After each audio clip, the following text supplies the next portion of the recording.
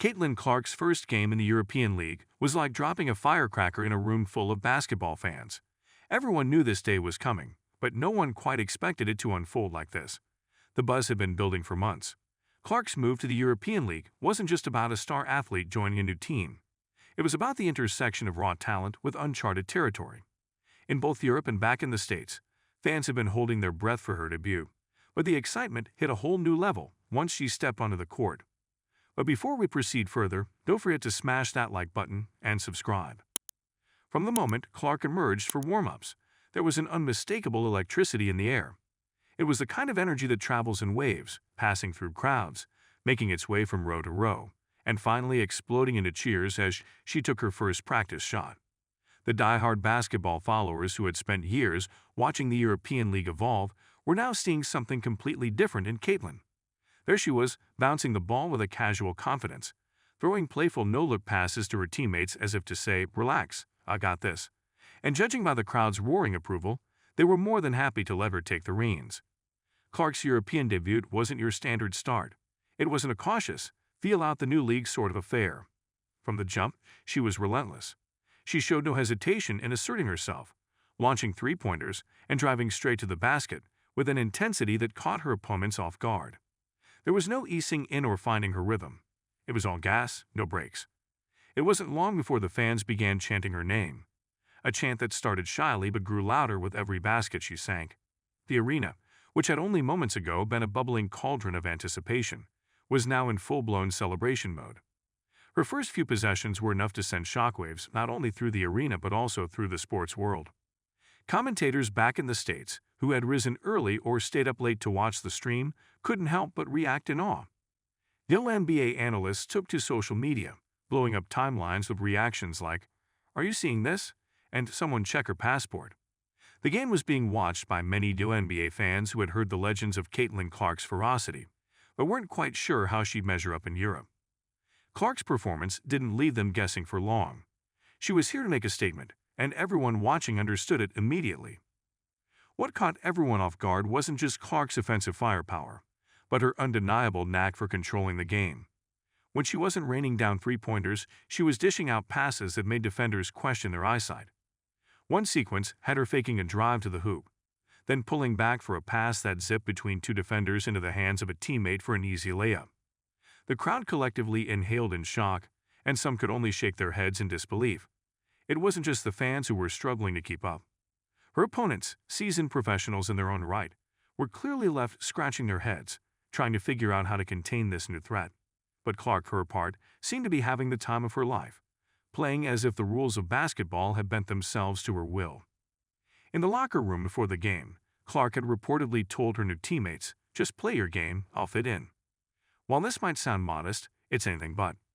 She wasn't there to take over and shove her style of play down everyone's throat. She knew her approach would naturally mesh with theirs, but once the game began, it was clear she wasn't just fitting in. She was reshaping the team's play in real time, like adding hot sauce to a dish that was already pretty spicy to begin with.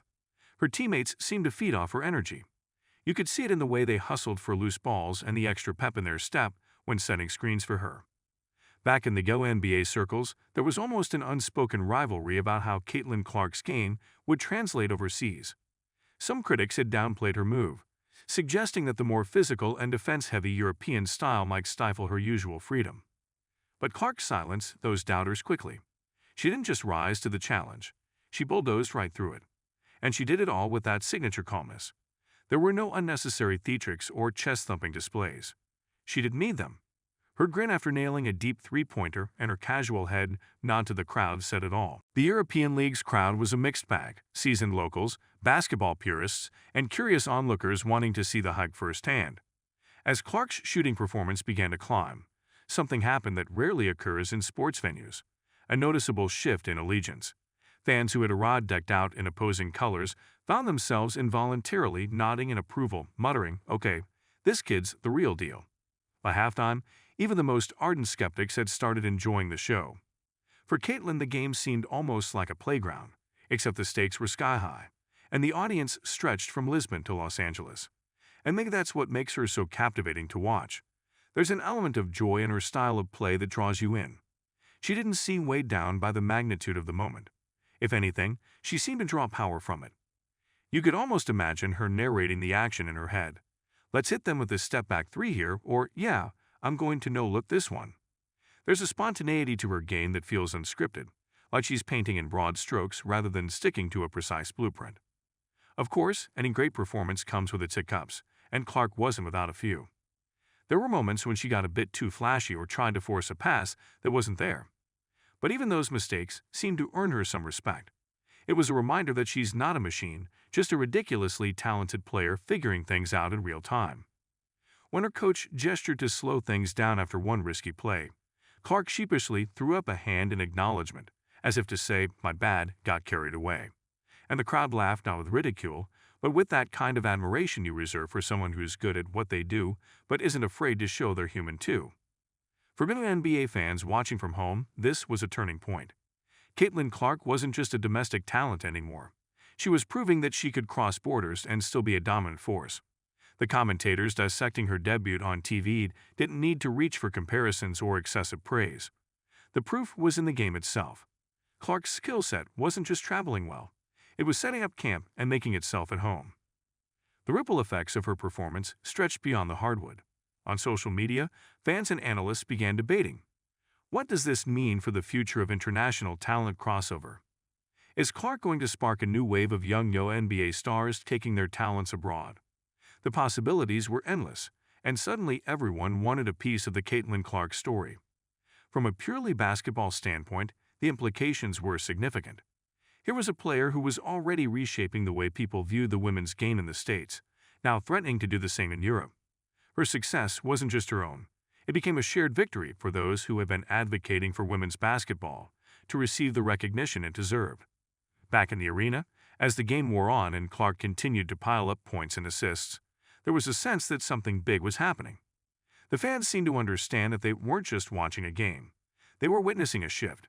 It wasn't just Caitlin Clark adjusting to European basketball. The league itself seemed to be adjusting to Caitlin Clark. There was a fluidity in the way her team played now, a sense of freedom that hadn't been there before. And it wasn't forced or artificial, it was organic, stemming from the simple fact that Clark's style encouraged her teammates to play looser, with more creativity. The final buzzer sounded, and the stadium erupted. The standing ovation wasn't just a polite gesture, it was a recognition of what everyone had just seen. Clark waved to the crowd, offering a brief, almost humble salute. She wasn't the type to soak in the moment too long. There were more games to play, more challenges to tackle. As she made her way back to the locker room, she gave a brief, cheeky grin to one of her teammates, almost as if to say, well, that was fun. The significance of Clark's first European League game wasn't lost on anyone. Not the fans, not the commentators, and certainly not her new team. The future was full of uncertainty and excitement, but one thing was crystal clear. Caitlin Clark wasn't going anywhere. Europe might have gained a new star, but the story was far from over. For now, though, everyone could agree on one thing. Caitlin Clark's arrival had been worth the wait. Don't forget to hit that like button and subscribe to our channel for more engaging content. We thrive on your feedback, so be sure to leave your thoughts in the comments section below. Until next time, keep discovering and stay tuned.